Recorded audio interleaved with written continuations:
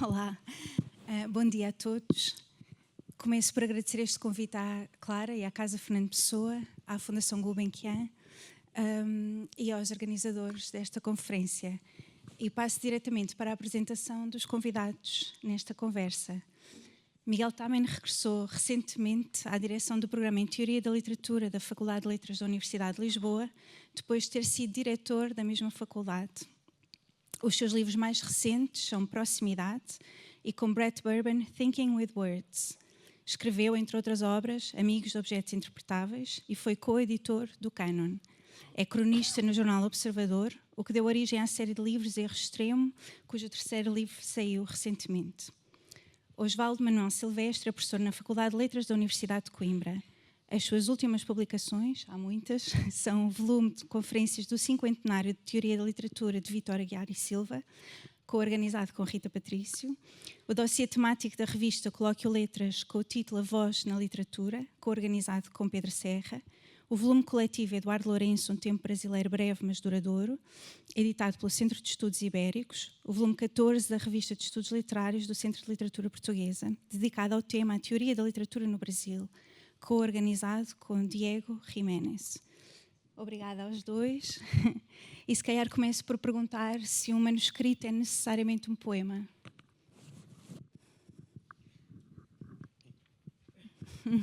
Acho que está ligado.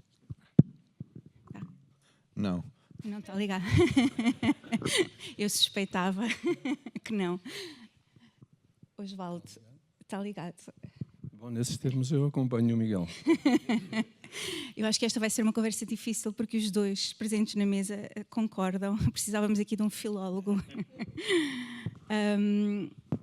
Se calhar começo então por perguntar porque é que um manuscrito não é um poema. Estamos a falar de coisas de ordens diferentes. Quando usamos a palavra manuscrito, estamos a falar de uma coisa que percebemos que está relacionada com um poema, mas quando falamos de um poema não estamos a falar necessariamente de um manuscrito. Vamos admitir, para facilitar a discussão, que o manuscrito é um manuscrito de um poema. Portanto, quando falamos do manuscrito, estamos a chamar a atenção para um aspecto de uma coisa que está ligada com um poema. Quando falamos de um poema, não estamos necessariamente a falar, não estamos normalmente a falar de um manuscrito. Eu por acaso tinha aqui uma frase do professor Ivo Castro no prefácio a Editar Pessoa. É um momento de particular entusiasmo filológico em que, falando da obra de Pessoa, Ivo Castro produz a seguinte descrição. Ele diz: o que existe é um conjunto de papéis sobre os quais a mão de Pessoa desenhou gestos com intenção e traços com sentido. E, de facto, parece assim um momento de grande entusiasmo filológico que vai um pouco ao encontro desta provocação inicial da Maria, não é? Mas, na verdade, eu tenho muita dificuldade em subscrever uma frase destas, não é? Porque não existe um conjunto de papéis, existe um conjunto de papéis num arquivo Pessoa.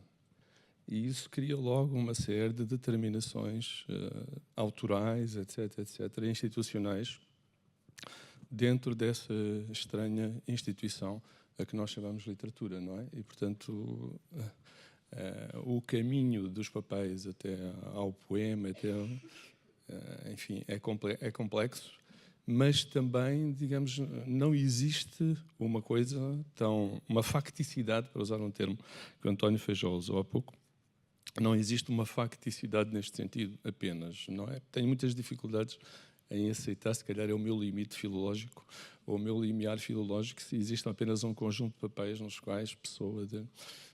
Até porque esses tipos de papéis, quando estamos a referir a casos extremos do acervo, do arquivo, não nos permitem fazer esquecer todos os outros papéis em relação aos quais, e alguns são o núcleo duro da poesia de Pessoa, não existem tantos problemas assim, ou tantas dúvidas assim, não é? Até porque muitos deles ele editou-os em vida, não é? Mas, enfim, no sentido que o Miguel também continua a concordar. O Miguel Dias continua a concordar. A nossa relação normal com a maior parte dos poetas e a maior parte dos escritores é uma relação interpretativa, não é uma relação editorial.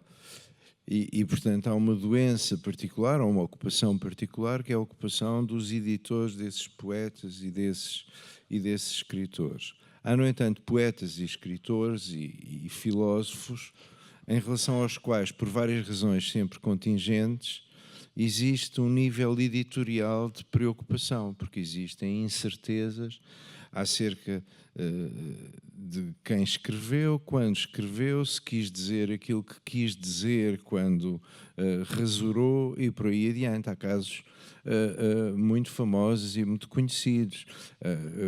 A primeira vez que foram publicadas obras completas de Nietzsche, o editor inventou livros que Nietzsche não tinha escrito.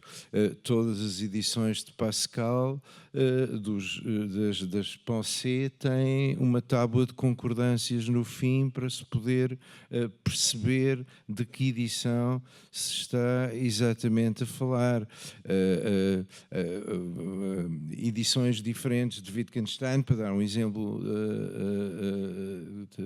ainda diferente, põem fragmentos e sequências de texto em lugares diferentes. Mas isto são casos estatisticamente menos frequentes. Na maior parte dos casos, o que eu quero é ler O Menino de Sua Mãe ou o livro do Desassossego como endireitar Portugal. Não. Tenho duas perguntas. A primeira tem a ver com, na verdade, a diversidade de edições críticas podem ajudar à interpretação. Por exemplo, às vezes, quando tenho uma ideia que me parece boa sobre Shakespeare, confesso que vou às várias versões, num bocadinho de batota, ver se há alguma que concorde comigo. E, portanto, a diversidade de edições pode ajudar à interpretação. Eu diria isso de uma maneira um bocadinho diferente. Eu diria aquilo que chamamos a interpretação de um poema é a interpretação em relação à edição de um poema. E só quando há problemas acerca da edição de um poema é que temos essa espécie de dúvida. Sim, isso leva-me à segunda pergunta, porque há um caso interessante. O Joaquim Manuel Magalhães, nas edições de Fernando Pessoa, menciona a figura, e cito, de um não pessoa qualquer que corrige e edita os poemas. E ao discutir uma correção no poema Acordar da Cidade de Lisboa, afirma: por aí Campos banaliza-se, mas fica manuscriticamente correto, e Pessoa tem de ceder a sua grandeza. A implicação parece ser, aliás, é de que a correção do poema piorou.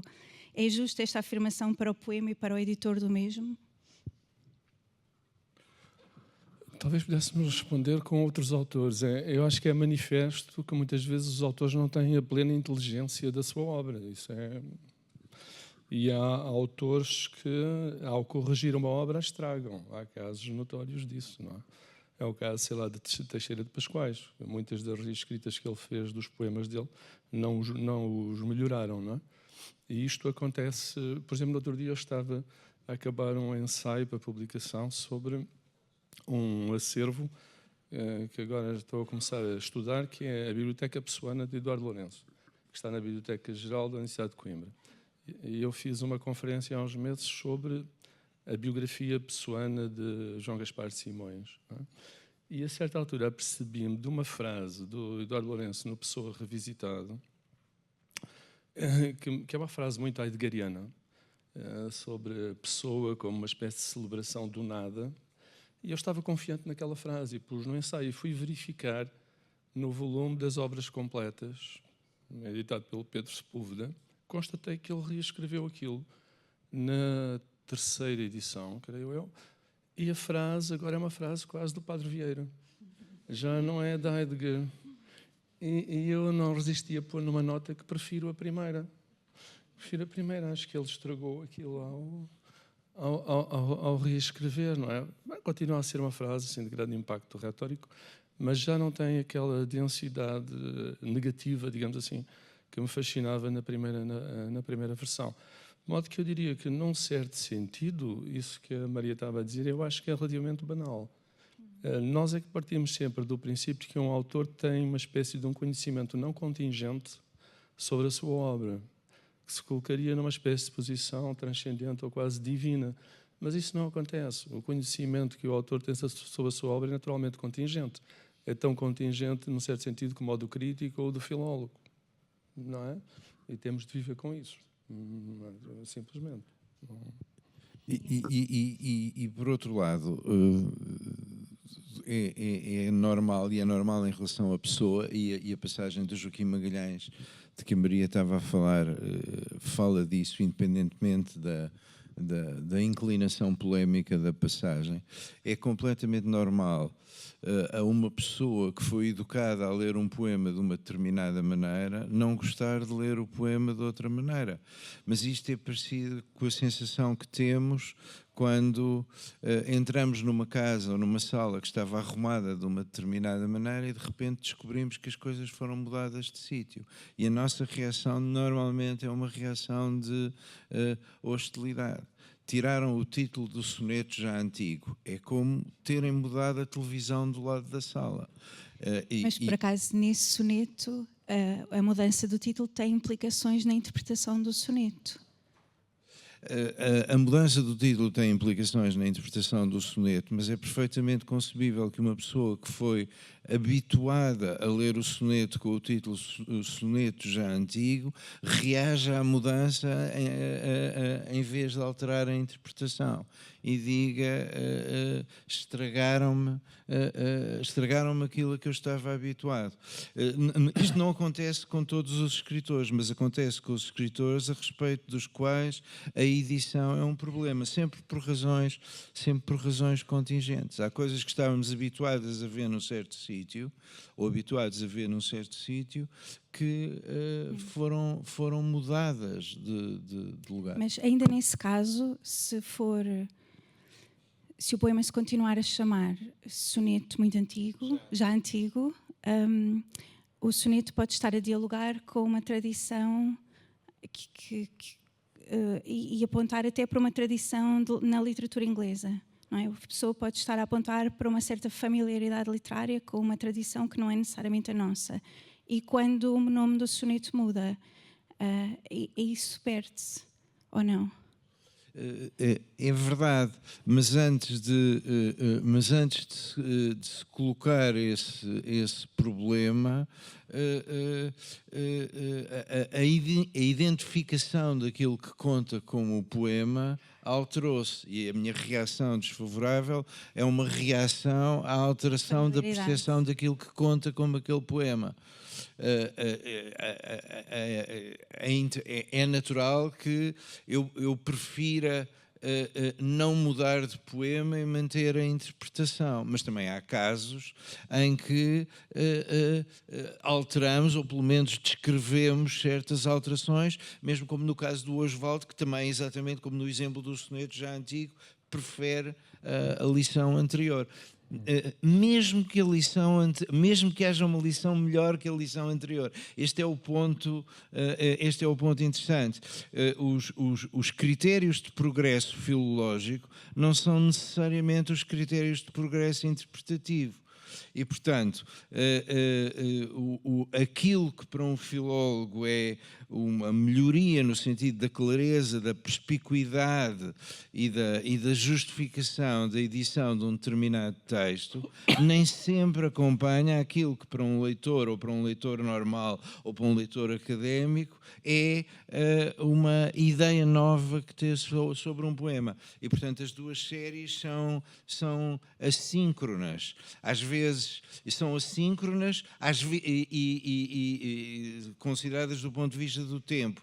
E às vezes interceptam-se, mas outras vezes não se interceptam. E não é possível prever quando é que se vão interceptar.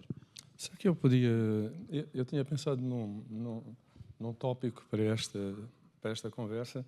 Será que eu podia introduzir? Claro. Que é o que me ocorreu, e já na primeira vez que venho a estes congressos, foi me ocorreu desta vez, em função deste tema, foi que há não muitas décadas, enfim, quando eu era jovem, havia, em Portugal, realizavam-se vários congressos de estudos literários com uma certa dimensão, sobretudo os da Associação Portuguesa de Literatura Comparada. Eu lembro-me de ir à Faculdade de Letras em jovem, em grande medida, para ouvir a Hans Robert Jauss, que aliás tinha estado mesmo uns dias antes em Coimbra, portanto havia 2 conferências dele, ambas brilhantes e ambas germanicamente tedientas, não é? Nunca me esqueci disso. Lembro-me de ver também Jonathan Culler, ainda jovem, etc. E esses congressos de literatura comparada reuniam muita gente. Não é? Também havia congressos de estudos camonianos. E desses congressos publicavam-se volumes densos de atas que, para quem tem um interesse em Camões, é o meu caso, são obras de referência. É curioso que tudo isso praticamente desapareceu.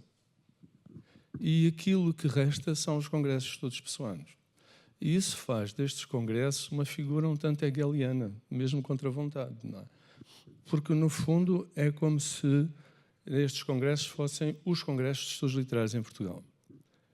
E, de facto, eu estava a pensar, por exemplo, se nós fizéssemos um confronto com congressos camonianos, há coisas que os congressos de estudos camonianos não podem fazer. Não é? Por exemplo, todos os congressos de estudos camonianos podiam colocar sobre o tópico desta mesa, interpretação e edição. Porque há um problema filológico claro em Camões, que resulta do facto de não existir nenhum autógrafo, desde logo. Não é? Isso pode não ser um problema, pode ser mais fácil. Não, mas, na verdade, é um problema. Só que passam as décadas e os séculos e nós continuamos a comemorar o último anúncio de uma edição crítica, não é? Apesar dos esforços que se vão fazendo, alguns deles notáveis, por exemplo, o recente trabalho da minha colega Rita Marnoto sobre a edição Príncipes dos Lusíadas, não é? Mas o que me ocorreu foi, se nós quiséssemos discutir hoje os 2 grandes ramos da filologia contemporânea, a filologia analógica e a digital, não o podíamos fazer num congresso de estudos camonianos. Porque simplesmente não existe filologia digital, nos termos em que ela existe para Pessoa. Em Pessoa nós temos esse repositório, que é o arquivo Fernando Pessoa, mas temos sobretudo o arquivo do L2D, não é? Do livro do Desassossego, que é uma máquina muito poderosa. Eu fiz parte do projeto, sobretudo da parte ensaística, embora também tenha feito algumas apresentações no estrangeiro. Eu, por acaso, tinha uma pergunta desse... E só para terminar este ponto, quer dizer, a filologia digital não é a filologia analógica com novos meios. A filologia digital acrescenta e faz mundo. Faz mundo. Não apenas através de recursos como o machine learning, para resolver uma série de problemas de transcrição, mas também, por exemplo, porque ela é naturalmente intermedial. Não é? Um documento transcrito em filologia digital pode ter imagem, texto, som, pode ter referenciação cartográfica, topológica, etc, etc, etc. É uma coisa diferente. Mas há, sobretudo, um ponto que eu queria referir que permitiria, acho eu, hoje, pensar nesta dicotomia interpretação e edição a uma outra luz, que, no fundo, faria desta dicotomia algo de insatisfatório. E, para isso, podíamos reportar a um texto excelente do João Dionísio, sobre o L2D, não é?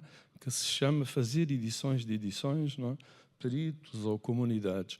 E o João Dionísio explora aí uma coisa muito importante, que é o facto do arquivo L2D ter não apenas uma função representacional, mas também simulatória. O que é o simulatório? O simulatório podem ser 2 coisas diferentes, uma delas mais poderosa do que a outra, mas mais assustadora do que a outra. A primeira é aquilo que já se faz, é a possibilidade de um usuário fazer edições do livro do Desassossego.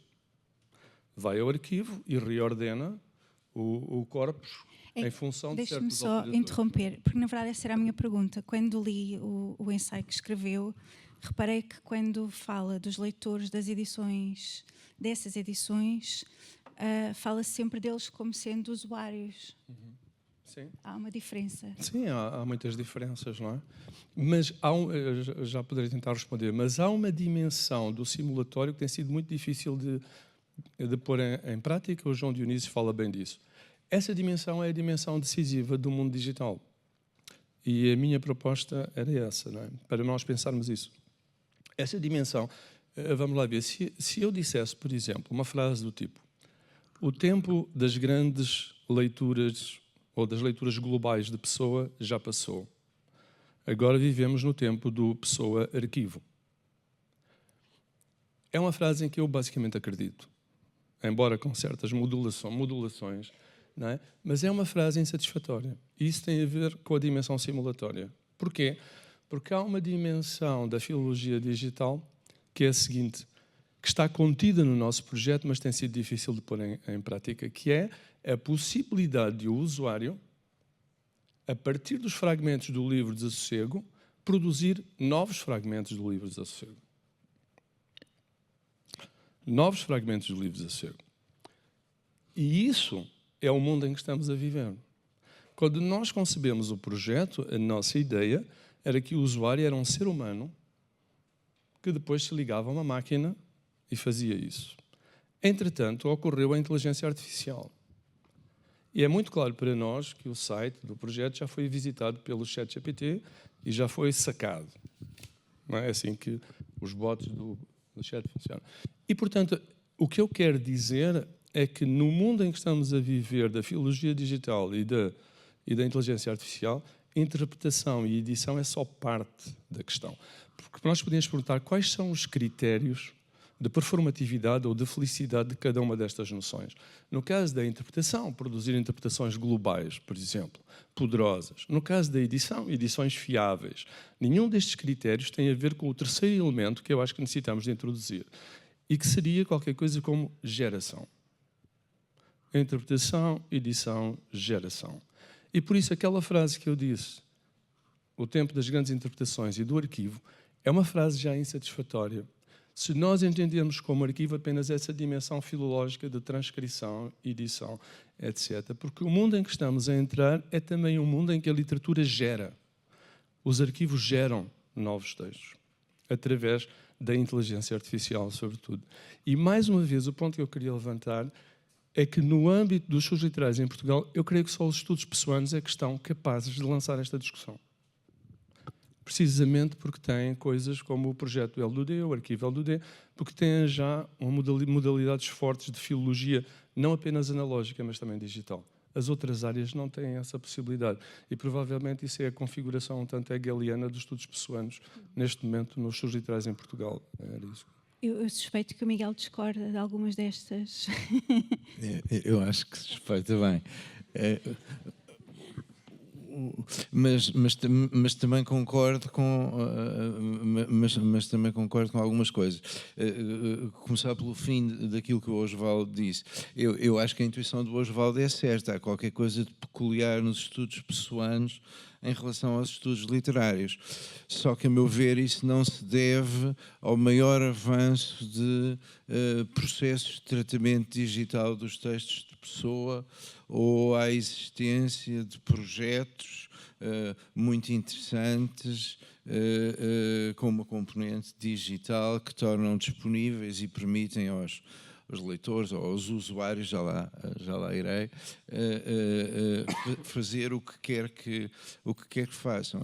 Isso deve-se simplesmente ao facto de, por razões puramente contingentes, Fernando Pessoa ser um poeta acerca de cujos corpos há imensas dúvidas, mais dúvidas do que o costume.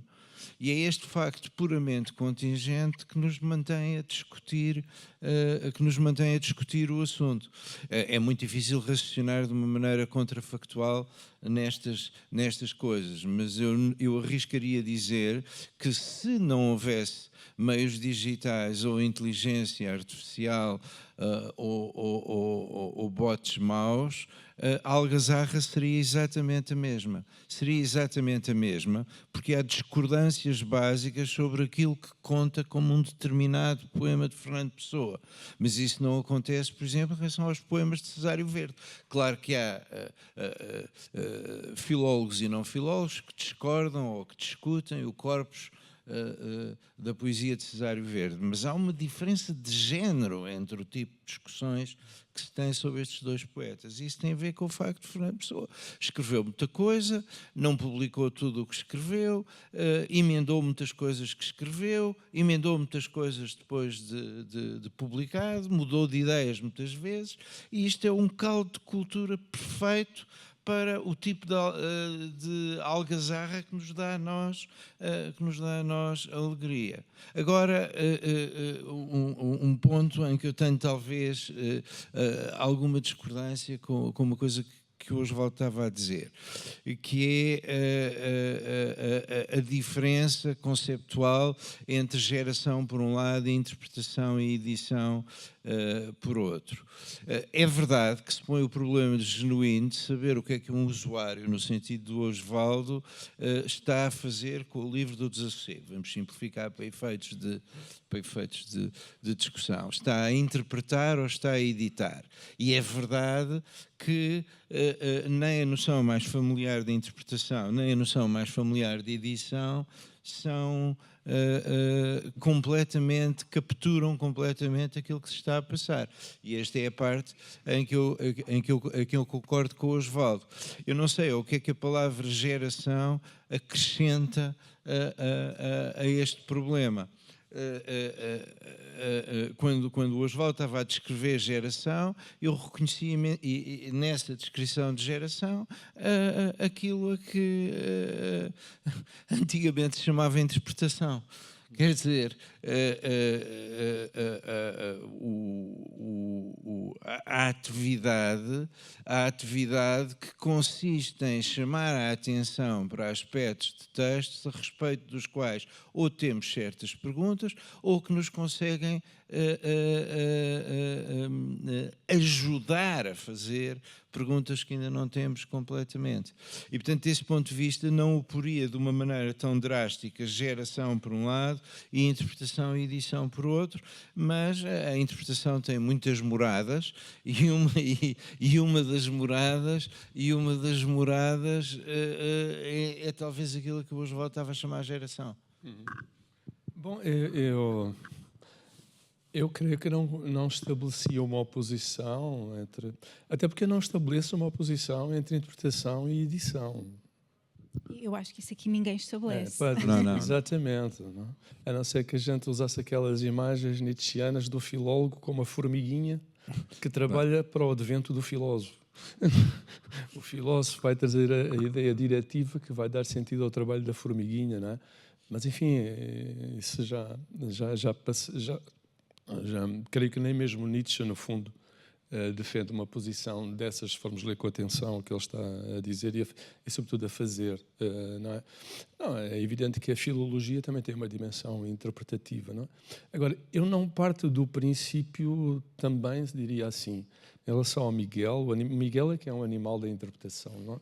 Eu não parto daí do princípio, digamos, do princípio ontológico e mais do que isso, de que não é possível não interpretar. No entanto, quando faz close reading, interpreta. Sim, mas quer dizer, mas eu acho que isso é uma das doenças das humanidades, não é? A forma como nós levamos os alunos a imediatamente correrem para a interpretação antes de sofrerem o impacto imediato do texto. Quer dizer, há coisas que vêm antes da interpretação. E se o texto não provoca em mim um abalo qualquer, eu nem me vou estar a envolver, a dar ao trabalho de interpretar. Não é? Eu interpreto aquilo que me desafia, de alguma maneira, aquilo que provoca em mim algum tipo de choque. Não é? Portanto, eu acho que há, às vezes, uma pressa excessiva em corrermos para o momento da interpretação. E uma coisa que me seduz na filologia, por exemplo, na descrição da filologia por Gumbrecht, The Powers of Philology, é a forma como ele fetichiza ou recupera a dimensão fetichista da filologia, do material, do confronto com o material filológico. Eu acho que isso também tem alguma coisa de pré-hermenêutico que nós precisamos de defender, não é? Que nós precisamos defender. Mas o ponto aqui da geração, a geração é realmente produção. Eu não sei se está aqui o Manuel Portela, não sei se está ali. Pronto.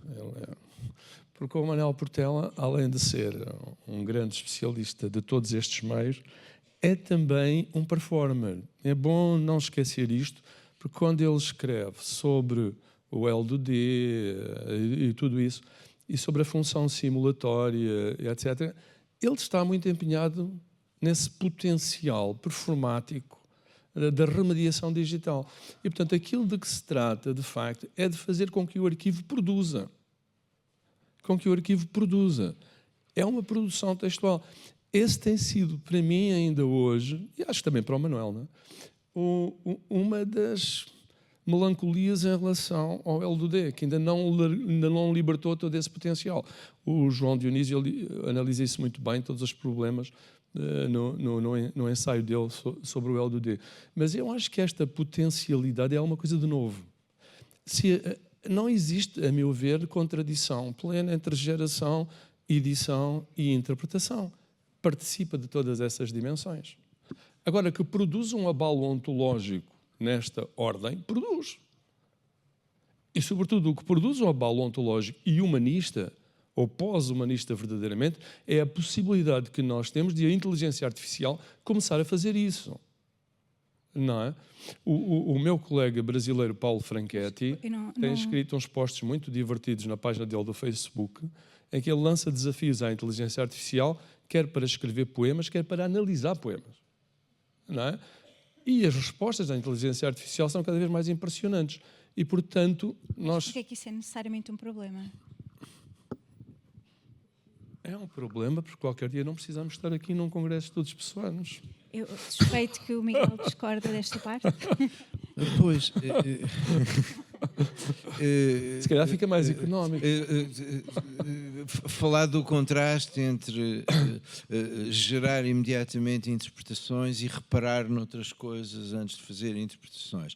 É verdade que é um conselho sensato e que é um conselho que eu muitas vezes também dou, que é não se precipitem tanto para jugular da interpretação, façam antes, reparem antes em qualquer outra coisa. Mas reparar em qualquer outra coisa não é menos interpretativo do que aquilo que eu estava a chamar a jugular da interpretação. E quer dizer, basicamente aquilo que eu estou a disputar é aquilo a que um filósofo chama a dualidade entre esquema e conteúdo. Quer dizer, é a dissociação entre percepção sensorial e aparição de um texto e descrição conceptual ou descrição desse texto. Eu não tenho um texto sem uma descrição do texto, mas nem todas as descrições são descrições de textos. Agora, o que eu não consigo é ser simplesmente impressionado por uma aparição sensorial. Não há materialidade que possa aparecer. É este o ponto. E a nossa discordância é precisamente sobre isso. O Osvaldo acredita numa materialidade... Eu sou mais místico. Independente de conceitos. E eu acho que intuições sem conceitos são cegas. Mas não há problemas com isso. Intuições cegas também têm o seu papel. E justamente quando lhes atribuímos um papel, estamos a conceptualizá-las. E, portanto, estamos a fazer... Mas isso é uma forma de magia. Não. Estamos a fazer aquilo que o Fish chama de only game in town. E the only game in town é... Mas ele era um craque nessa magia, não é? Sim, mas é muito interessante ver, por exemplo, quando estamos a chamar a atenção de uma pessoa para um poema, que podemos chamar a atenção para vários aspectos, e nem todos os aspectos, o Osvaldo tem evidentemente toda a razão, nem todos os aspectos são aquilo que se chama a interpretação. O que é que quer dizer o soneto já antigo? Se calhar não é boa ideia fazer e é melhor reparar em certas coisas, mas o reparar em certas coisas e as instruções que nós damos e as correções que fazemos ou as correções que sofremos fazem parte daquilo que eu descrevo como interpretação, não fazem parte de uma atividade que se destina simplesmente a afinar percepções sensoriais. É este o ponto. Eu não diria era simplesmente afinar percepções sensoriais. Eu isso é que já não sou capaz de dizer, porque isso aí lembra-me do John Ruskin, não é? que dizia sempre que a grande escola dele tinha sido olhar para o mar, na infância.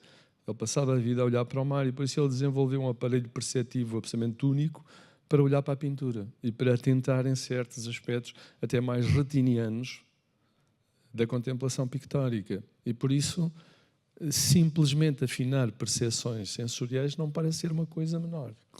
Não, é uma coisa muito importante, mas ter olho para um quadro quer dizer que se é melhor a interpretar esse quadro. Não quer, aquilo a que chamamos a qualidade de uma percepção sensorial é medida pela qualidade da interpretação, não é medida por um acontecimento privado que se I rest my case. Então, se calhar pega aqui noutro. Há outro ponto que vos une e separa e que tem a ver com a ideia de close reading e com aquilo que o Miguel, no seu último livro, chama a leitura distante, ou a relação entre proximidade e distância. E fiquei a pensar se é possível um editor ou um filólogo ter uma... porque há... Portanto, no fundo, aquilo que respondo depende, não é? Portanto, há poemas que se leem melhor quando lhes fazemos uma leitura próxima e há poemas que se leem melhor à distância. No entanto, para uma edição crítica, o à distância parece difícil de qualificar. Como é que seria um editor distante numa edição crítica? Como eu não distingo editor de intérprete, o problema para mim, quer dizer, distingue empiricamente, mas não distingue de facto. O problema para mim, o problema para mim é o problema do mistério do Horácio na arte poética. Quando ele observou que há uns quadros que se veem melhor de perto e uns quadros que se veem melhor ao longe. E isso depende de quê? E o Horácio diz, do quadro. É exatamente esse o ponto. Há livros que se leem de maneiras diferentes e poemas que se leem de maneiras diferentes. Eu não consigo ler, e tenho a certeza que a maior parte dos presentes não conseguem ler o livro Desassossego, qualquer que seja a edição ou qualquer que seja o processo de geração, segundo uma ordem linear. Mas isto não é um caso único do livro Desassossego. É o caso da Bíblia e é o caso de muitas outras coisas. A ideia, eu agora estou a ler a Bíblia. Para mim é o caso de qualquer livro de poemas. E é o caso de qualquer livro de poemas, eu concordo consigo. Normalmente, quando percebemos que possa haver uma história, tendemos a ler as coisas de uma maneira mais linear, mas de alguma maneira não faz sentido dizer já vou na página 114 do livro Desassossego. Já cheguei à página 114, porque não é... No entanto, não há nada que consigamos aprender quando lemos um autor cronologicamente, incluindo cada poema escrito na sua ordem dentro do livro, quando esse livro for organizado como conjunto? Isso seria a mensagem, não? Seria a mensagem, mas é um livro que eu não gosto muito, por isso não... Não diga isso. Como livro não gosto. Há um ou outro poema de que gosto, mas como livro não gosto. Mas em relação à questão da Maria, para mim a dificuldade é a noção de leitura distante. Não percebi bem qual era a noção de leitura distante a que se estava a reportar. Mas eu parto sempre do princípio de que cada texto, cada livro, digamos, implica ou sugere ou ensina um certo método de leitura. E por isso tenho muita dificuldade com a ideia de que nós sabemos ler qualquer texto. Não é? Há textos que nitidamente, quando estamos a ler, percebemos, bom, não estou a conseguir ler isto. Deixa eu ver o que é que está a acontecer de mal, provavelmente não estou a usar o método, digamos, entre aspas, correto. Não é? E por isso é melhor recuar, pensar um pouco, a ver o que é que não está a acontecer bem. Isso pode acontecer com qualquer tipo de livro, um livro de história, um livro de filosofia, uma obra literária, etc, etc. A primeira vez que eu li Grande Sertão Veredas, para mim é a obra que pode concorrer com os Lusíadas, digamos assim, A primeira vez ia na página 20 ou 30 e parei e disse, não está a funcionar. Vamos cá ver o que é que não está a funcionar. E depois recuei e recomecei, e quando cheguei à página 70 disse, ok, agora já não vou parar até ao fim, não é? Mas isso não saberia dizer exatamente porquê, mas tem alguma coisa a ver com o que o Miguel disse, não é? Cada obra é um caso, cada quadro é um caso, etc, etc, não é? Enfim, era só isto que tinha para dizer. Assim. Quer explicar a noção de leitura distante?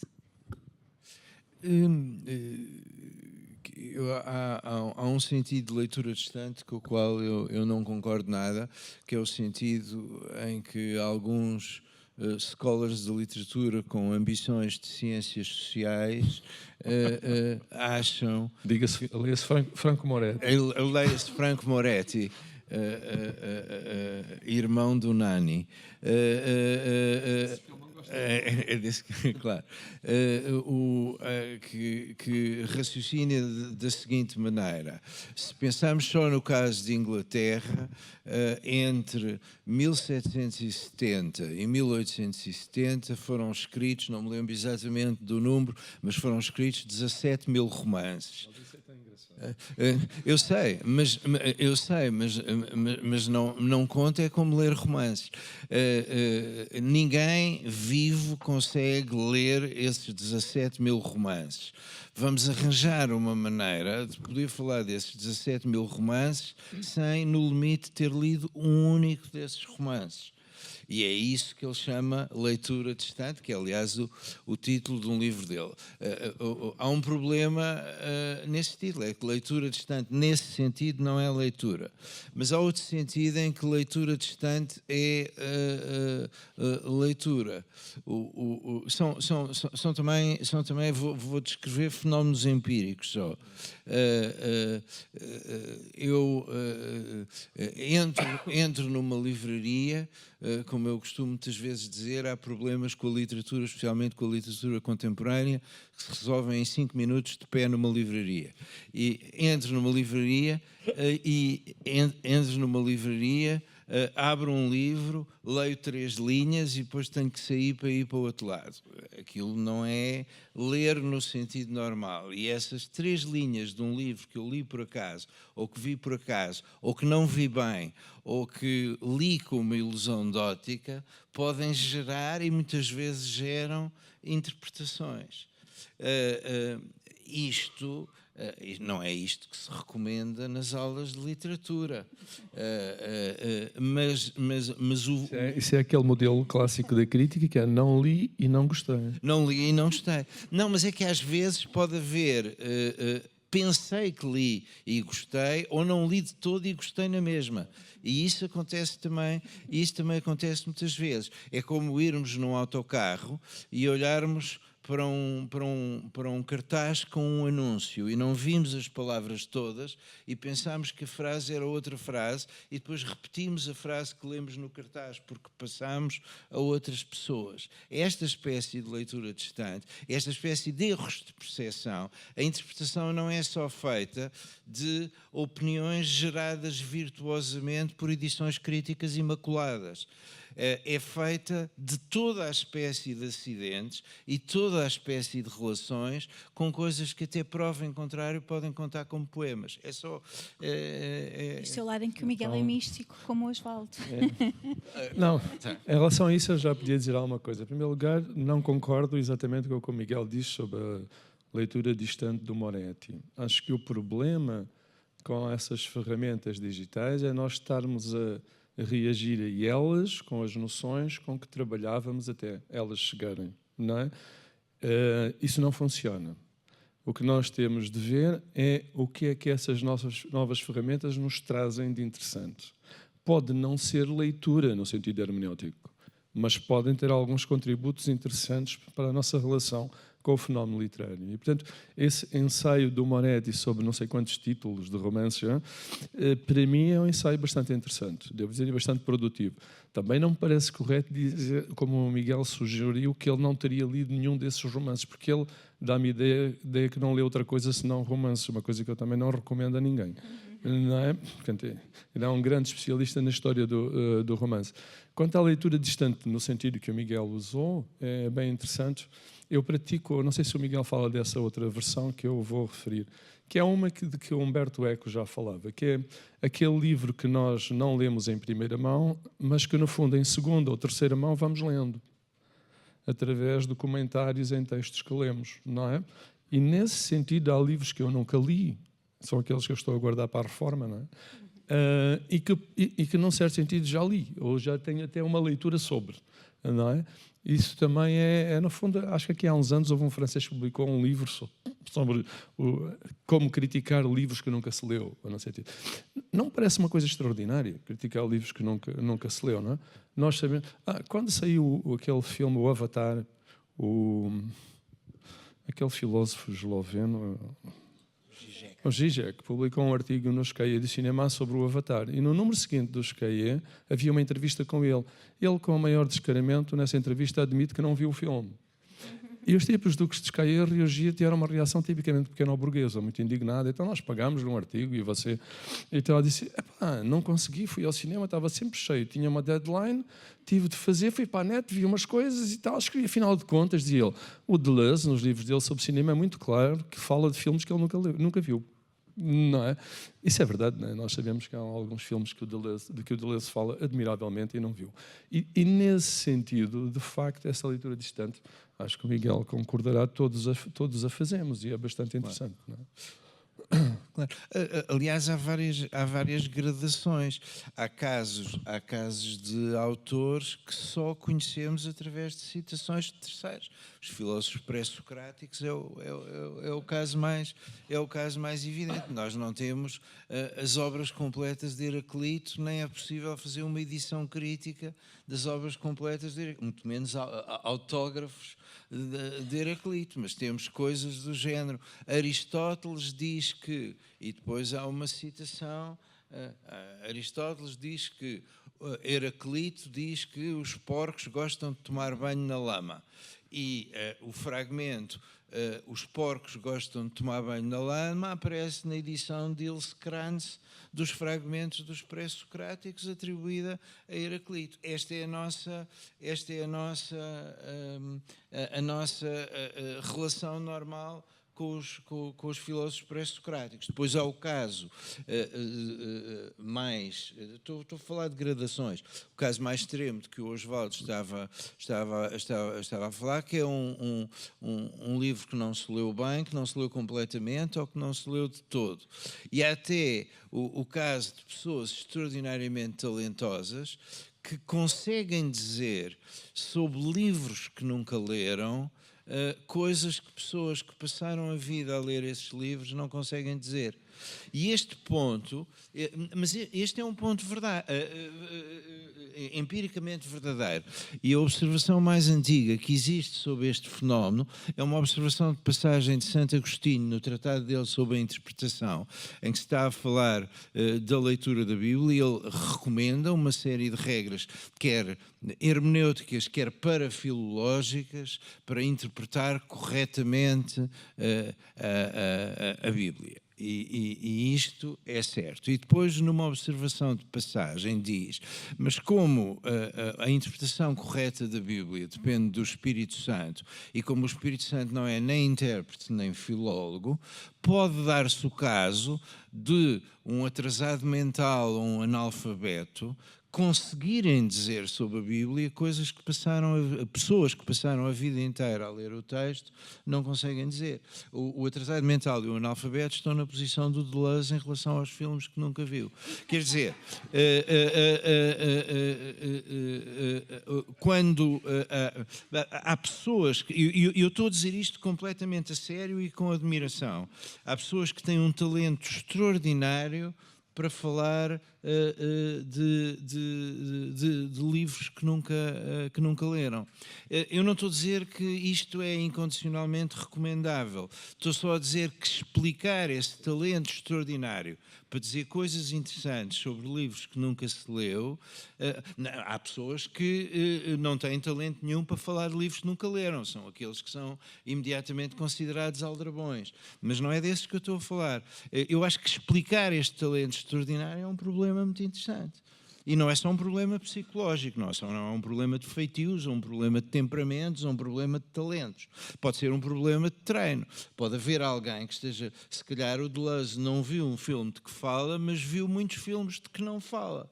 E se calhar aquilo a que o seu insight sobre um filme que não viu deve é o facto de ele ter visto centenas ou milhares de outros filmes. O João, não sei se...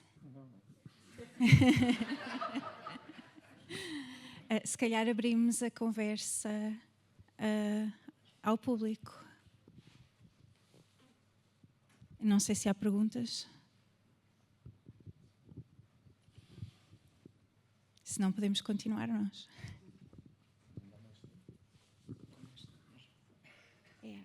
Vamos bem.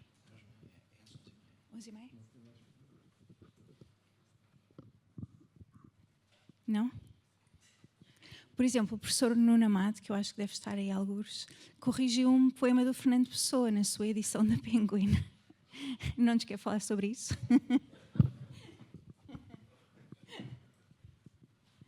Talvez dizer se ficou melhor. Exato. O professor Nuno Amado partilha da opinião que conhece melhor Fernando Pessoa que Fernando Pessoa. Mas esse ponto é um ponto muito interessante. Num momento emocionante da crítica da razão pura, que não tem muitos momentos emocionantes, mas este é talvez um momento particularmente emocionante. Kant está a falar do conceito ideia e diz, é também um momento atípico em Kant, porque é um momento em que ele se vai gabar. Ele normalmente não se gaba e diz, e atenção, porque eu agora vou dizer sobre aquilo que Platão disse sobre ideia, uma coisa que Platão não tinha ideia de que estava a dizer. Isto é, temos que ser capazes, como ele diz, de perceber Platão melhor do que Platão se percebeu a si próprio. E esta observação é uma observação interessantíssima. É a observação das pessoas que corrigem poemas. É a observação das pessoas que compõem, no sentido de arranjam poemas. Eu não vinha preparado para falar, mas pronto. O exemplo surgiu ontem em conversa com a Maria, por isso é que a Maria agora se lembrou.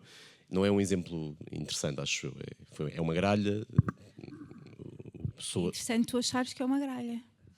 Está bem, mas não houve muitas outras gralhas que os editores ao longo do tempo foram corrigindo.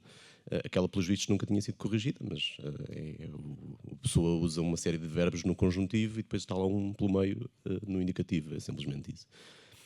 Mas eu, entretanto, lembrei-me de uma coisa que talvez tenha mais interesse. A pessoa, quando envia o poema Último Sortilégio para o Gaspar Simões, ou para a redação da presença, faz um aviso preventivo. O poema é um poema sobre uma bruxa, aliás, é uma bruxa que fala, portanto, é falado na voz de uma bruxa, e, portanto, quando a bruxa se qualifica a ela própria, os adjetivos têm de vir no feminino, e a pessoa faz esse aviso. Atenção, que isto não é uma gralha. Os adjetivos é para manter no feminino. E a pessoa antecipadamente a tentar corrigir eventuais problemas que os editores lhe vão arranjar. Não sei se querem comentar esta possibilidade, porque os editores muitas vezes podem arranjar problemas que não estavam previstos pelos autores.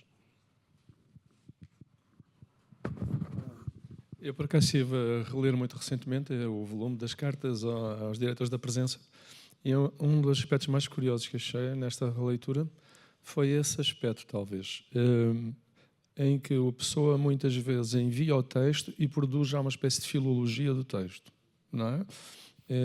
Isto acontece repetidamente.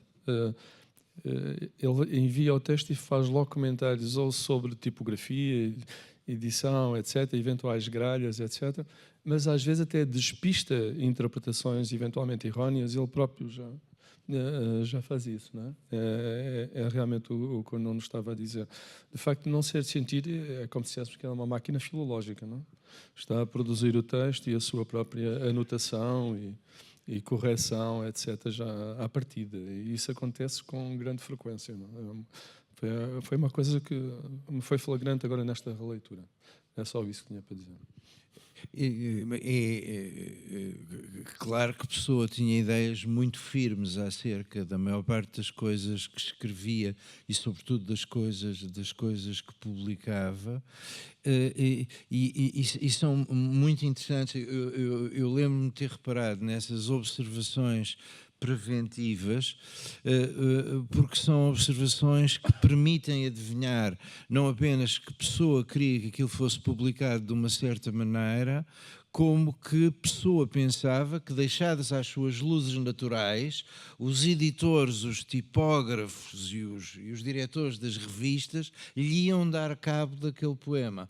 E, portanto, isto não é apenas uma teoria acerca daquilo que Pessoa pensava, daquilo que tinha escrito, mas uma teoria acerca daquilo que Pessoa pensava que os outros pensariam que ele tinha escrito. E isto tem a ver com a inteligência característica de Pessoa, que é muitas vezes uma inteligência em segundo grau, e a diferença entre uma inteligência em segundo grau e uma inteligência em primeiro grau é que a pessoa está constantemente a fazer hipóteses sobre aquilo que os outros acham que ele acha que está a fazer.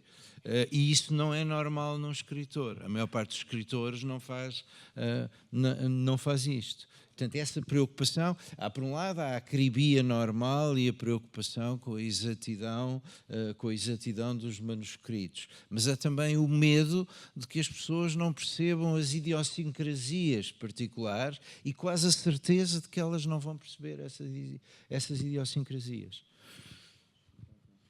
Joana?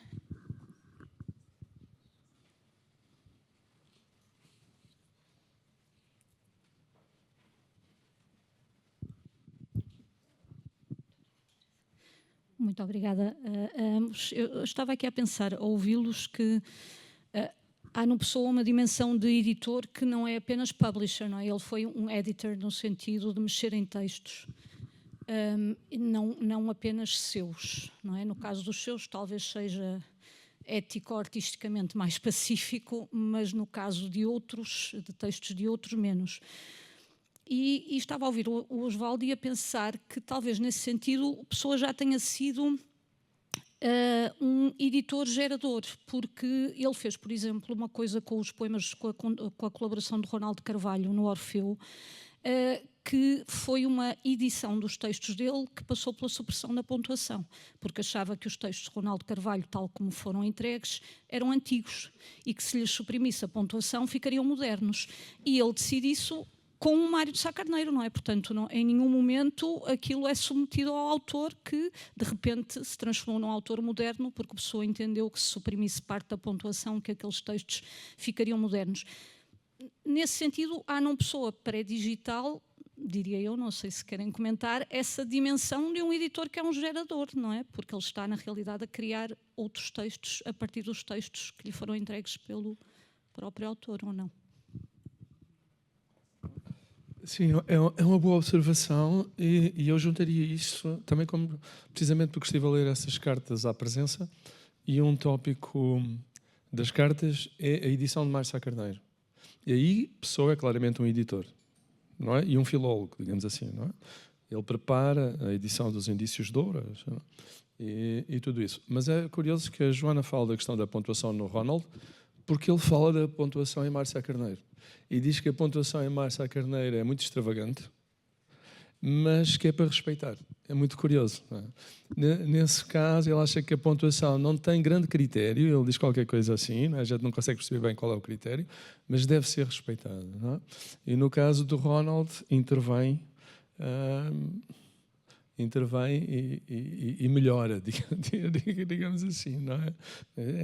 É um aspecto curioso, porque são duas opções muito diversas, não é? Provavelmente uma tem a ver com a proximidade Em relação ao Sá Carneiro, o facto de ele se sentir mesmo legatário ou qualquer coisa assim, em relação ao Ronald, como estava lá do outro lado do oceano, isso permitia mais liberdades, não é? Qualquer coisa assim, não é? Mas sim, é verdade, ele já é acumula muitas funções, não é? Também quis ser editor no sentido de ter uma editora, tradutor, etc. E, portanto, é uma máquina literária complexa e múltipla, que acumula funções, digamos, sobrepõe funções de vários níveis, não é? Mas no sentido do que o Osvaldo estava a dizer, como pessoa a emendar, e da pergunta da Joana naturalmente, pessoa a emendar textos de outros autores, a diferença entre não emendar a pontuação do Sá Carneiro e emendar a pontuação de outros autores é também uma indicação literária muito forte. A pessoa acha que há poetas que precisam absolutamente ser melhorados porque não estão em termos, e há poetas que, não sendo se calhar para eles, e Sá Carneiro não era o maior poeta que alguma vez existiu, no entanto não devem ser melhorados. Mas isto tem a ver com uma espécie de escala de avaliação dos outros poetas. E Pessoa não tinha ilusão de que o Orfeu era um saco de gatos e de qualidade literária imensamente variável. Imensamente variável. Ele não levava a sério 95% daquilo que foi lá publicado. Ou melhor, achava que precisava de ser composto. Não compôs tudo, mas há indicações sobre algumas coisas que ele compôs ou queria compor. Não sei se há mais perguntas. Há ali uma atrás.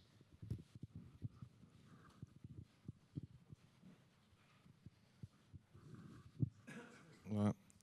Em relação à interpretação, há bocado parecia-me que estávamos dois a falar de, portanto, de haver um sentido mais expressivo ou intuitivo e até pegar nos próprios arquivos e a partir disso criar novas interpretações num sentido mais literário, mais direto. Portanto, no sentido da interpretação não ser só cognitiva, portanto, não haver, parecia que os dois estavam a concordar em não ir logo para a interpretação meramente conceptual, portanto, não reduzir só esse medo de, ok, como é que eu interpreto isto logo de maneira conceptual, mas haver mais esse lado mais pictórico da pintura, do sentir, que está presente na literatura também.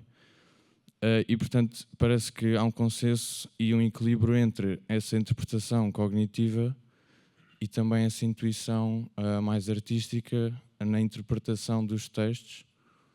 E eu queria só perceber se é de facto assim ou como é que... Pronto.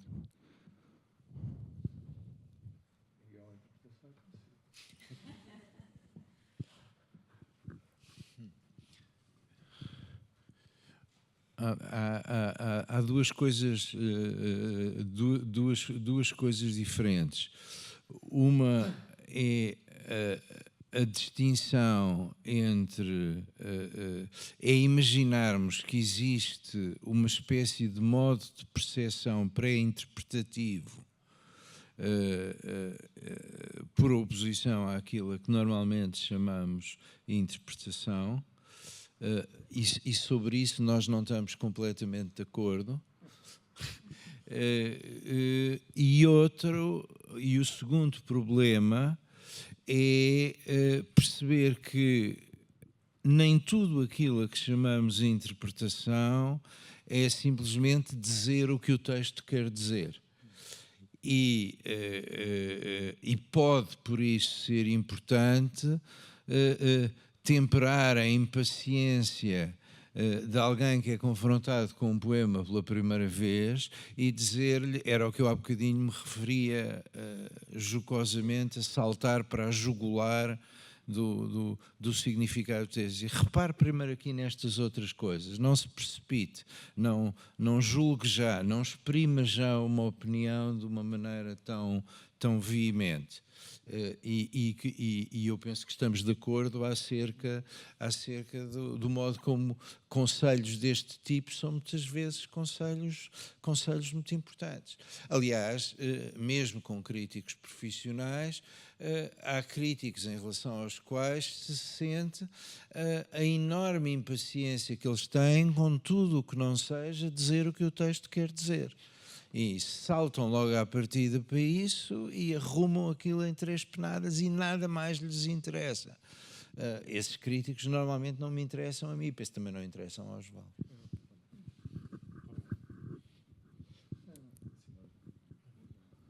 Se calhar.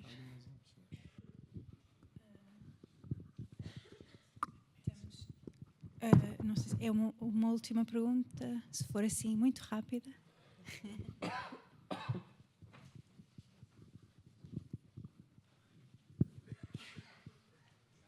Muito obrigado. Este com o microfone é um bocado intimidante. Muito obrigado a todos. Eu queria só... Fiquei a pensar desde o princípio numa coisa que disse o professor Osvaldo, que fez uma observação em que eu não tinha pensado. Realmente já não há congressos deste tipo, praticamente. Isto que nós estamos aqui a fazer é um atavismo, não é? Já não há congressos deste tipo sobre o Camões, nem, sei lá, sobre o António Nobre. Já não há, e costumava haver. Eu não sei, eu gostava de vos ouvir, talvez, se fosse possível, sobre uma reflexão sobre as causas deste caso. Não é? Quer dizer, há congressos sobre humanidades digitais, sobre ecocrítica, quer dizer, a universidade mudou, não é? E agora fazemos congressos sobre essas coisas. Contudo, continuamos a fazer um congresso dedicado à pessoa, num mundo em que eu sei por experiência própria, as revistas, como é que se diz, bem cotadas, nos dizem muitas vezes não publicamos isso porque isso é uma interpretação monográfica de um texto de um autor que não nos interessa. E nós continuamos a fazer isto com a pessoa. Eu tenho dúvidas de que isso tenha a ver com estas contingências de que falaram. Não é? Quer dizer, a questão do Camões é interessante porque os leitores do Camões, mesmo os profissionais, não reclamam com urgência, muitos, eu arriscaria, a maioria não reclama com urgência uma edição crítica do Camões. Os leitores, mesmo os profissionais do Pessoa, se não a reclamam, pelo menos acompanham com angústia, ansiedade e mesmo angústia, as descobertas dos filólogos, porque têm medo que aquilo lhes estrague a interpretação. Mas eu não sei se é por isso que nós estamos aqui hoje. E, desculpem, era só isto. Muito obrigado. Bom, eu achei piada quando disse que é um atavismo, um congresso, não é? Não tinha pensado nisso assim. Um atavismo. Também achei piada quando disse que há congressos de ecocrítica. Não sei se era melhor não haver. Não é? O meu interesse pela ecocrítica é relativamente modesto. Não? Há uns anos, em Coimbra, quando eu era diretor do departamento, era o centenário de Kerouac. E eu convenci as pessoas de inglês a fazerem uma festa sobre o Kerouac. E veio um professor inglês que estava em Malta e a comunicação dele foi sobre a pegada ambiental, não sei como há um termo para isso. Quanto é que o Kerouac tinha gasto em gasolina a fazer aquelas viagens pela América? E eu estava a ouvir aqui a dizer, mas a gente pagou dinheiro para ouvir este homem vir aqui dizer isto. Há qualquer coisa a mim que não me toca, desse ponto de vista. Não, as humanidades digitais, sim, eu aliás esqueci-me de dizer isso, não é? Por exemplo, em Coimbra foi o ano passado, não é? Tálio Manuel, o ano passado houve um grande evento da ILO, não é? Electronic Literature Organization, um evento internacional, etc. Mas é mais internacional do que português, digamos. Eu acho que não se inscreve plenamente na dinâmica da Universidade Portuguesa, né, nesse sentido, não é? Em relação aos estudos camonianos, a minha leitura é muito simples. Os estudos camonianos estão numa crise terrível há muito tempo, não é? E é uma crise mesmo de renovação. Não vale a pena, não vale a pena fazer de conta que não é assim. Há uma crise terrível dos estudos camonianos, não é? Eu não teria coisas muito simpáticas a dizer sobre a modernização dos estudos camonianos nestes últimos 50 anos. por exemplo. Não é? Acho que havia críticas muito sérias a fazer sobre o rumo dos estudos camonianos desse ponto de vista. E o funcionamento do Camões nas instituições, etc. Não esquecendo um ponto de partida básico. Não é? Camões nunca foi um autor popular. Camões não é Cervantes nem Dante. Não é? Não é Cervantes nem Dante. Não é? Cervantes sempre foi popular. Tanto foi popular que ele foi a correr a escrever a segunda parte porque já havia um apócrifo, não é? Da segunda parte. Não é? E ele teve de ir E Dante também. Não é? Era muito frequente em Itália ver pessoas que sabiam cantos inteiros da comédia ou coisas assim. Camões sempre foi, sobretudo os Lusíadas, é um poema muito erudito.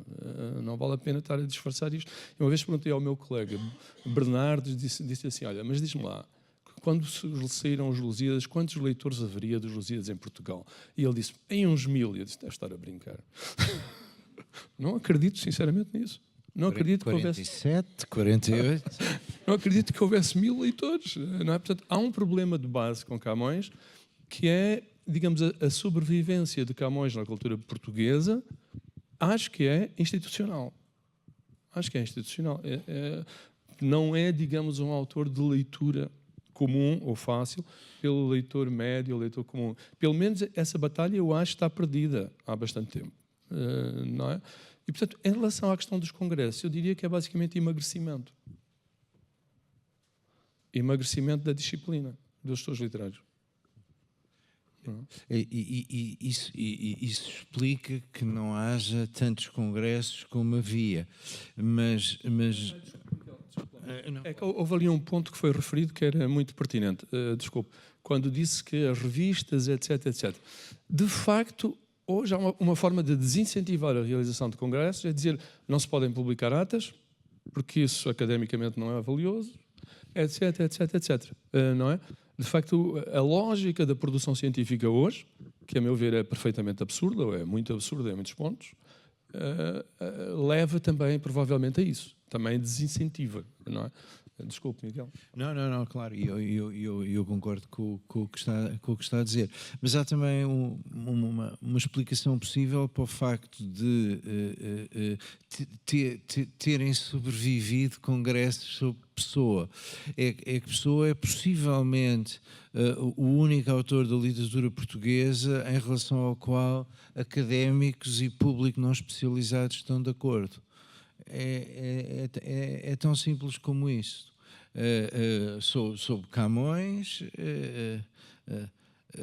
académicos estão de acordo, mas o público especializado, quer dizer, o público especializado não lê Camões.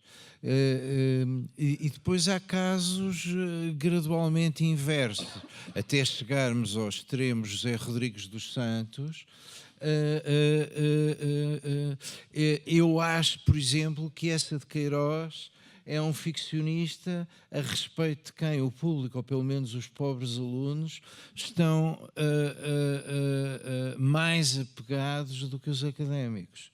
E isso é curioso. Portanto, há um contínuo. O caso do Pessoa é um caso de interseção muito interessante. Os livros continuam a vender-se, há edições e edições e edições, variedades, capas bonitas, as livrarias estão cheias de Pessoa, pessoas não estão, mas estão cheias de Pessoa. E um sinal, se é que podemos falar de público educado, um sinal de educação literária não académica é ler Pessoa, não é com certeza ler Diogo Bernardes. E isto talvez explique que... O problema é que também não é ler Camilo. Pois, e aí, claro. Aí há uma dupla exclusão, Claro. começa na academia, que é incompreensível. No outro dia alguém lançava aquele debate eterno, Camilo, não, essa de Queiroz, os maiores da literatura portuguesa. Então eu disse, mas é uma pena que não esteja aí o maior de todos, que é o Camilo Castelo Branco. pessoas ficam assim. Não, Sério, Camilo Castelo Branco? Exatamente. Não, mas no caso do Camilo, muitas vezes temos académicos desesperados a quererem explicar ao público que aquilo é tão emocionante como romances abaixo da dignidade literária mais elementar. E, portanto, tentar redimir o Camilo pelo seu valor de pulp fiction. Mas, evidentemente, o público que foi severamente traumatizado pelo amor de perdição numa idade em que o mundo dos sentimentos era bastante mais simples, não liga nenhuma. Aí, com isto, resta-me agradecer aos dois e a todos por terem estado presentes. Obrigada.